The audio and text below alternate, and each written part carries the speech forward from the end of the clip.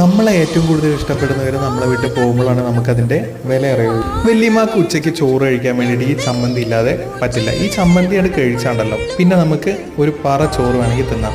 ഇതിലേക്ക് ആദ്യം കാശ്മീരി ചില്ലി ഒരു 8 അല്ലി, അതുപോലെ തന്നെ കുറച്ച് വെളുത്തുള്ളി, കുറച്ച് വെള്ളവും ഉപ്പും ഇട്ടിട്ട് നന്നായിട്ട് മിക്സ് ചെയ്തെടുക്കുക.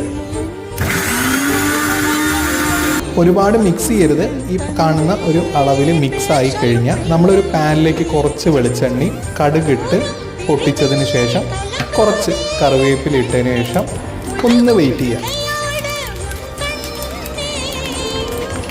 കടുക് പൊട്ടിയപ്പോൾ ക്യാമറ ആകെ പുകഞ്ഞ് അതിലേക്ക് നമ്മൾ അരച്ച് വെച്ചിരിക്കുന്ന അരപ്പും ചേർത്തിട്ട് ഒരു 5 മിനിറ്റ് നേരം ചെറു തീയിൽ ഒന്ന് വേവിക്കാം. അരപ്പിട്ടപ്പോൾ കണ്ടോ തീ ആകെ പടർന്ന് പിടിച്ചു.